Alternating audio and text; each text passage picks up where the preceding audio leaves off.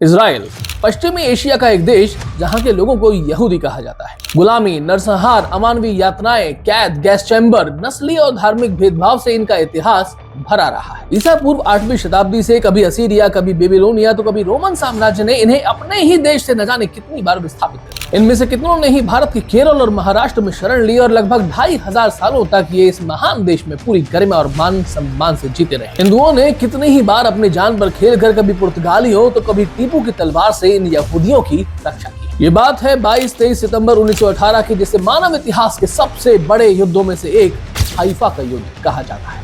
तब इजराइल को फिलिस्तीन के रूप में जाना जाता था। 1516 ईस्वी के बाद 402 वर्षों तक वहां तुर्की साम्राज्य का शासन रहा। युद्ध में एक और थी तुर्की, जर्मनी और ऑस्ट्रिया की तोप, गोलों, राइफल्स और अत्याधुनिक हथियारों से सज्जित सेनाएं, तो दूसरी ओर जोधपुर के मेजर दलपत सिंह शेखावत के नायकत्व में तलवारों और भालों से सुसज्जित, पैदल और घोड़ों पर सवार वीर भारतीय सैनिक दल। जोधपुर लांसर्स ने दुश्मन की मशीन गन पर चढ़ाई करते हुए तुर्कों को पूरी तरह रौंद दिया। ये इतिहास की अंतिम घटना थी जब भाले और तलवारों के आगे तोप और गोले निस्तेज हो गए। दुनिया भर के यहूदियों ने जब हाइफा की मुक्ति के बारे में सुना तो वो खुशी से झूम वहां पहुंचना शुरू किया। संख्या बढ़ने लगी और परिणाम हुआ 1948 में आधुनिक इजराइल के रूप में एक स्वतंत्र देश की स्थापना, जो भारतीय बलिदानियों के बिना संभव नहीं थी।